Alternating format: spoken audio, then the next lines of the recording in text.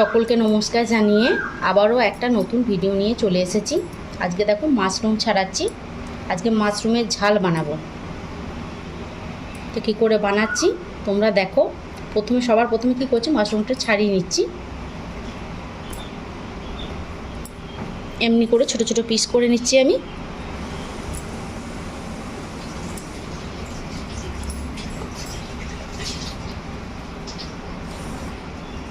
এগুলো খুব খেতে সুন্দর হয়, খুব নরম হয়।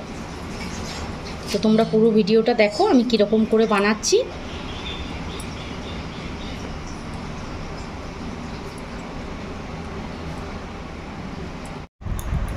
মাশরুমগুলো আমার সব কাটা হয়ে গেল। এই এতটা হয়েছে। মাশরুম তো সেদ্ধ করলেই কমে যাবে, এর জন্য কিন্তু অনেকটা পেঁয়াজ লাগবে। এর জন্য আমি পেঁয়াজ ও ছালগুলো ছাড়িয়ে রেখেছি। এবার কেটে নেবো।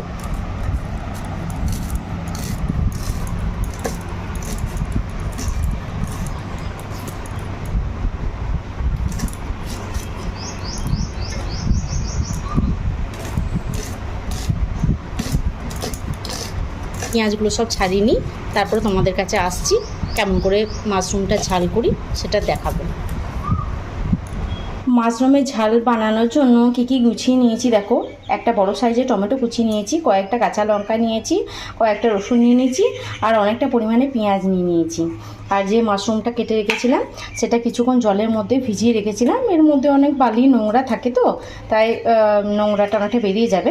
এটা এবারে নুন হলুদের সঙ্গে একটু সেদ্ধ করে নেবো। চলো সেদ্ধ করে নিই।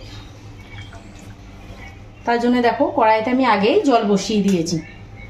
তো এর মধ্যে মাশরুমগুলো দিয়ে দেবো আর একটু ভালো করে ধুয়ে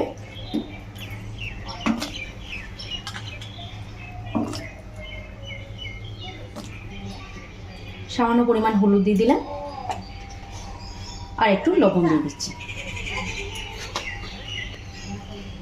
এবার এটা ভালো করে সেদ্ধ হয়ে যায়। এটা বেশিক্ষণ সময় লাগবে না, একটুই হয়ে যাবে, একটু সময় পরেই হয়ে যাবে। তো 10 মিনিট এটা হোক। এর জন্য ঝালের জন্য মশলাটা তৈরি করে নিচ্ছি। মাশরুমের ঝালের জন্য নিয়ে নিয়েছি এক বড় চামচের 1 চামচ সর্ষে গুঁড়ো পাউডার, যেটা রেডিমেড পাওয়া যায়। যা গরম না, বাটা ঝামেলা ছাড়াই কিন্তু রান্নাটা করব। তো এতে আর কি দিই দেখো। এর মধ্যে সামান্য গোলমরিচের গুঁড়ো দিয়ে দিচ্ছি, সামান্য লবণ দিয়ে দিচ্ছি,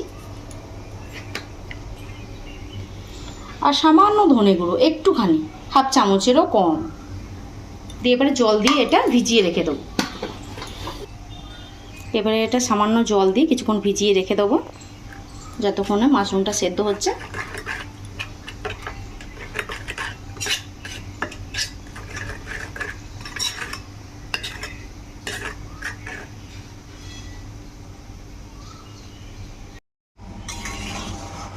মাশরুমটা দেখো সেদ্ধ হয়ে গেছে। এবার ছেঁকে নিয়ে তৈরি করব।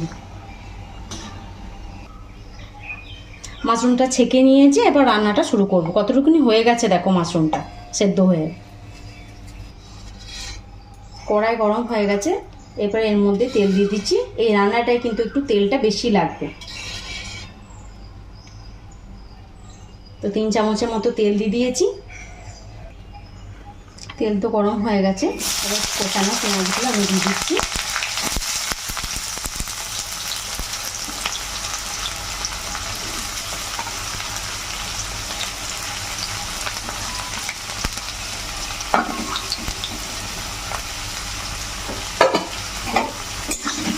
তেলের সঙ্গে পেঁয়াজগুলো ভালো করে ভেজে নেব।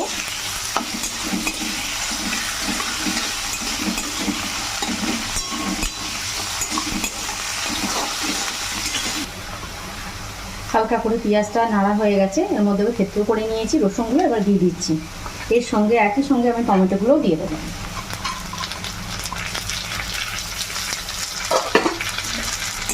এগুলোকেও পেঁয়াজের সঙ্গে একটু ভালো করে ভেজে নেব।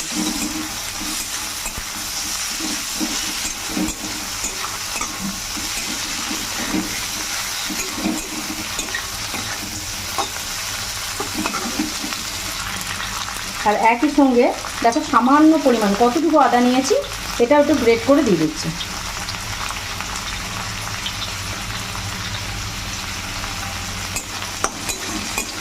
যেহেতু মাশরুমের পরিমাণটা অল্প, সব একসঙ্গে ভালো করে ভেজে নেবো। তার সঙ্গে চেরা কাঁচা লঙ্কাও দিয়ে দিচ্ছি।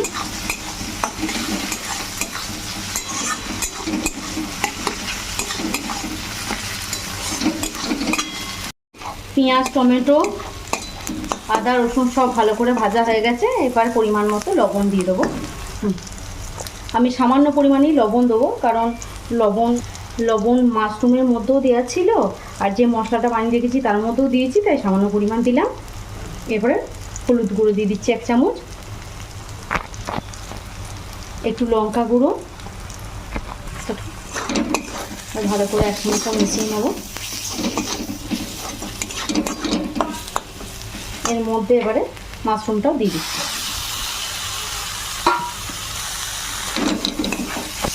মাশরুমটাকেও দিয়ে ভালো করে ভেজে নেব।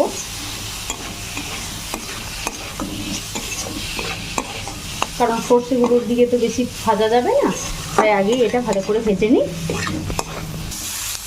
মাশরুমটাও ভালো করে ভাজা হয়ে গেছে। এবার সর্ষে গুঁড়োর মিশ্রণটা দিয়ে দেবো। এই যেটা আগে বানিয়ে রেখেছিলাম সেটার মধ্যে দিয়ে দিচ্ছি,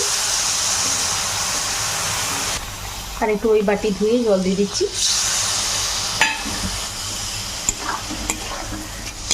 এবার একসঙ্গে সব ভালো করে মিশিয়ে এটা কিছুক্ষণ চাপা দিয়ে হতে দেবো।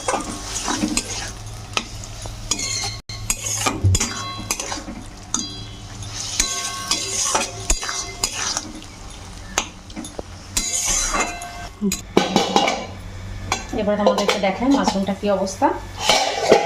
একদম হয়ে গেছে, তেল ছেড়ে দিয়েছে। দেখো এই রকমই এটা মাখা মাখা হবে।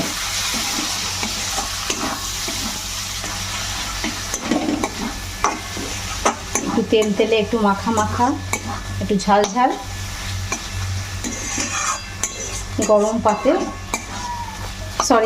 ভাতে প্রথম পাতে খুব ভালোই লাগবে। আমার রেসিপিটা তোমাদের কেমন লাগলো অবশ্যই কমেন্ট করে জানাবে। যদি ভালো লাগে লাইক, শেয়ার ও সাবস্ক্রাইব করে দিও। আর দুটো কাঁচা লঙ্কা এর মধ্যে দিয়ে দিলাম, আর একটু সামান্য ম্যাজিক মশলা দিয়ে দিচ্ছি। এটা একদমই অপশনাল, দিতেও পারো না দিতেও পারো, দিলে একটু হালকা ভালো লাগবে। সামান্য দিলাম, দেখতেই পাচ্ছ কতটা সামান্য। বাস এবার নেড়ে চেড়ে মিশিয়ে নামিয়ে দেবো।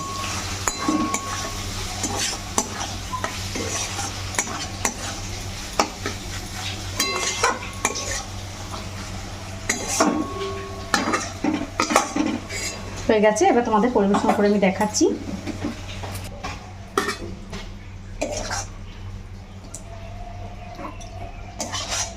আমার এই সম্পূর্ণ ভিডিওটা দেখার জন্য তোমাদের সকলকে অসংখ্য ধন্যবাদ। যা গরম পড়েছে বুঝতেই পারছো, রান্না করাটাই কতটা কষ্ট, তার উপর ভিডিও করা। অবশ্যই তোমরা আমার পাশে থেকো।